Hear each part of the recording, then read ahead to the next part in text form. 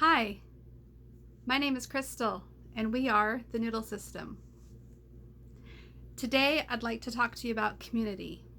And even though I got a smile on my face, even though I'm talking to you on camera with an upbeat attitude, I'm actually highly discouraged.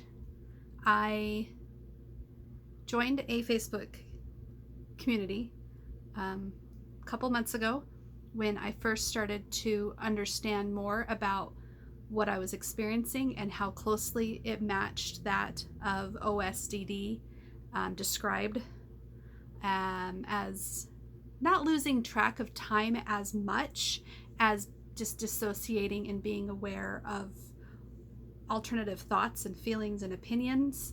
And I didn't want to call it alters. I didn't want to call it multiple personality disorder. I didn't want to call it d.i.d. I was actually very against the whole notion. But I was intrigued enough to learn more about it. I wanted to understand my identity and which one of those thoughts belonged to me and which one of those thoughts I could get rid of, to disregard, to shove to the corner, to, talk away. Talk away. I didn't know what to do with all of my thoughts. I didn't know how to function in a world with all of these thoughts. I did my best to function with DBT therapy and CBT, and I also took medication, which really numbed a lot of my personality and my voice, and I was very conflicted all of my life. And now we get to this point where I'm embracing this concept of OSDD. I join a Facebook group and start reading and start replying and start posting and start sharing. And it starts to open up this side of me that has never been so validated before. And that's what I really appreciate about the d.i.d community, is how many great supportive people there are out there, how many awesome systems there are validating one another and supporting each other. The part that really discouraged me was when I came across the Plural Association. I watched a live chat with Stronghold System, the Redwoods, and I think Alexandriites. I think that's the name. And I'm watching this, and it was July something 2020, and I fell in love with their concept of being able to have this free support group where people can call and talk to someone on the other end. I went straight to their website. I signed up to donate $3 a month. I know it's not much, but that's what I wanted to contribute, was a consistent amount every month to something that I truly believed in instantly. And I really, really appreciated what they were standing for. It didn't matter what type of plural you were and how you identified with plurality and multiplicity. They welcomed you with open arms. And so as I continue with my Facebook group and I'm typing and replying and commenting, and I'm just alive for the first time in my life, being able to find a group that I just felt like I identified with, I get a comment on my excitement about the Plural Association, and somebody says something about, oh, they're an endogenics group or something. I don't know what the heck she said. And I had no idea what she was talking about. Again, I'm very new to this and I have no idea what I'm getting myself into.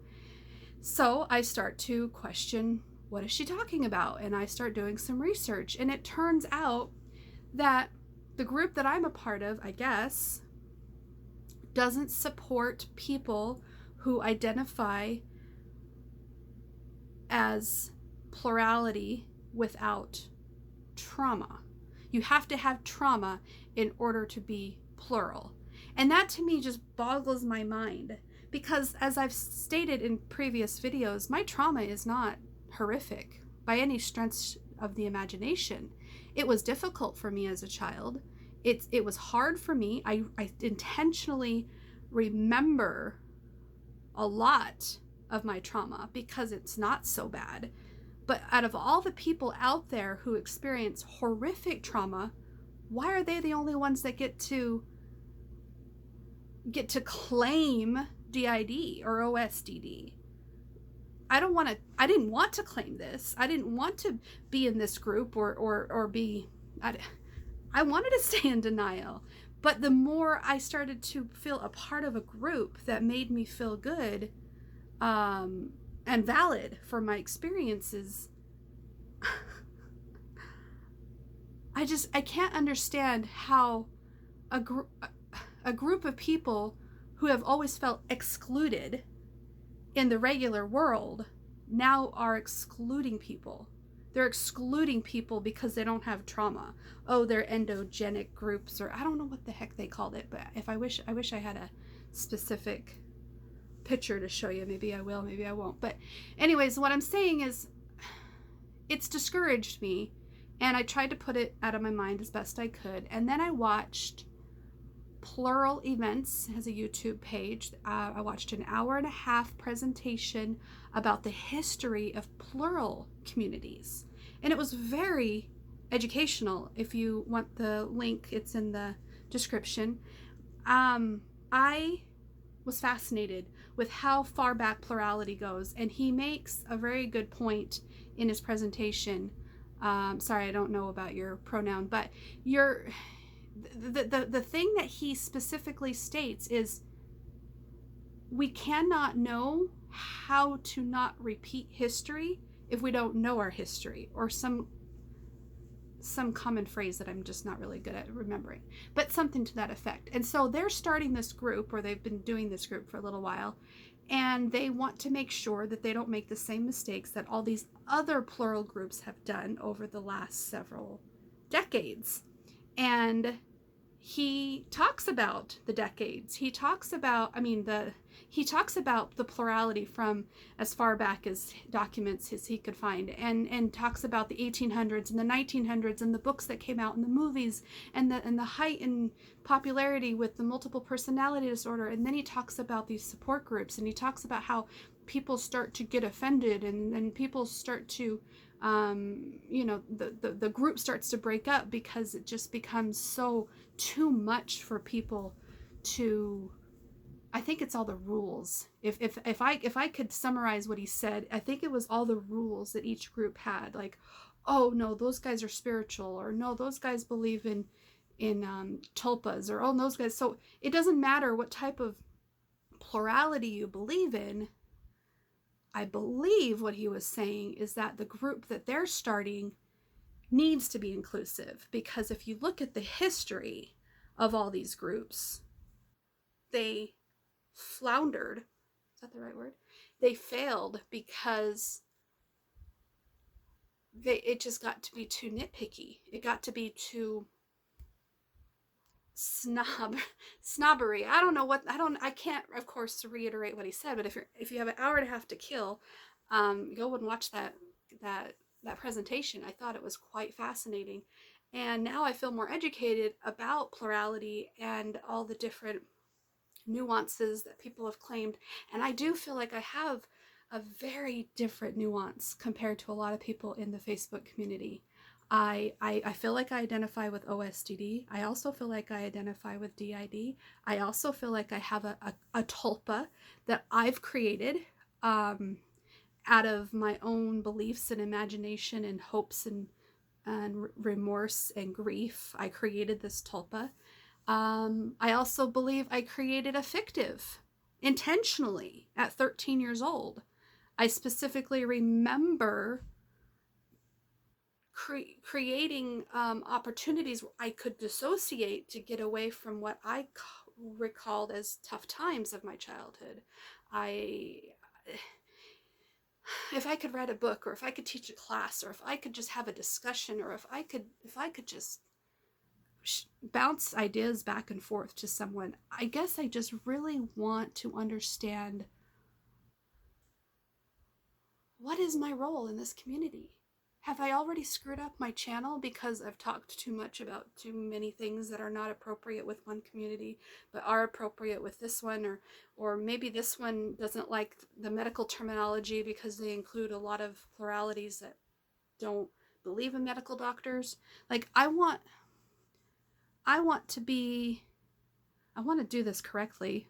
Of course, that's one of my noodles. But another noodle is that I really just want to be fulfilled, and I want to feel like I belong somewhere, like I did when I first found that Facebook community. And now that it just seems like it's so specific, and I'm going to screw this up, and I don't know if I'm doing it right, and I need to be taught, I need to learn more before I do any more videos, it really discourages me from making another video. It really discourages me from continuing down this rabbit hole, even though it was very healing to be able to name what's coming up for me and be open-minded to it.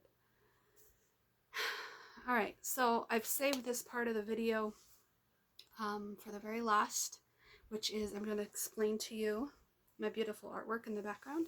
I don't know if you've seen it in previous videos, but I drew these in efforts to try to help me ground myself when I'm having an episodic moment. So, of course, my first and foremost is making sure that I feel safe.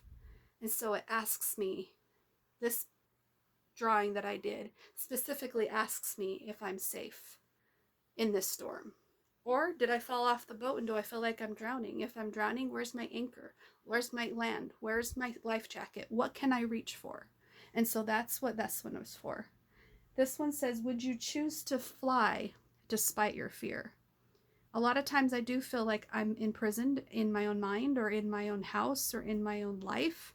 And even if the gates got open, even if the cage was left open, would I even have the courage to fly? Or would I stay because of my fear? So that's a good one just to kind of self-reflect. This one here is, could you shine the true crystal? My name being Crystal, and when you shine a light on a crystal, it shines the rainbow. And that is what I am striving to do, is I'm trying to shine the light on all of my noodles. All of my noodles deserve to be heard. And I will be even a more beautiful crystal because of it. This one here is, what are you aiming for? And that is, of course, to help remind me to be intentional with my actions, intentional with my words, intentional with my behaviors, intentional with my day. And if I forget, that's there to remind me. This one here is, will you find the gold or see only dirt? And that's after a Bible verse, although I can't tell you which one because I've forgotten it already.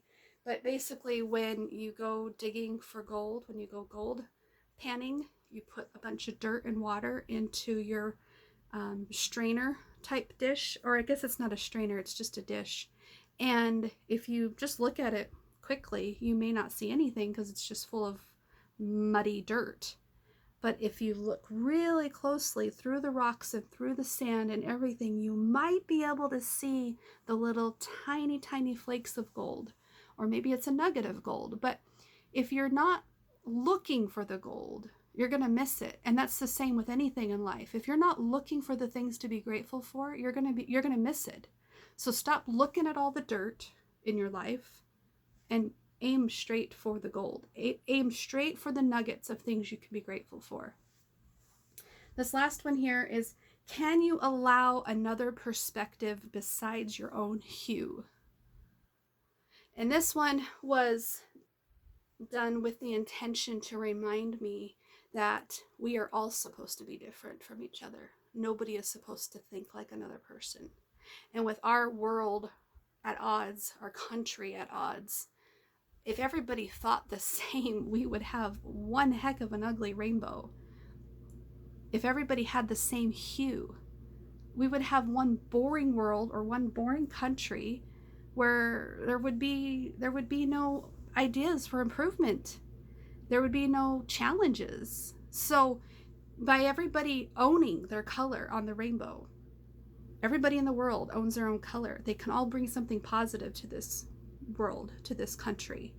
And we can all have our place on the rainbow to make this a wonderful place. And that is there to remind me not to judge someone because they don't think like me, not to feel upset when someone is upset that I don't think like them. they think that the whole world should have the same color hue as them, I guess. And that's my 6 colors of art that I've created for myself, just to help me get grounded when I'm feeling like I'm failing at life or something. I don't know. I did this way before I discovered my noodles, but I think my noodles really helped inspire this in me. I am done with this video. I've got so many more video ideas, but this was just one of them. Please tell me in the comments below, what community do you belong in? Do you identify with what I'm saying? And if you do, can I join your community? Can I join your group? Can I be friends with you? I would really appreciate the validation, and I'd love to just ask a bunch of questions. All right, thanks so much, and I'll talk to you guys later. Bye-bye.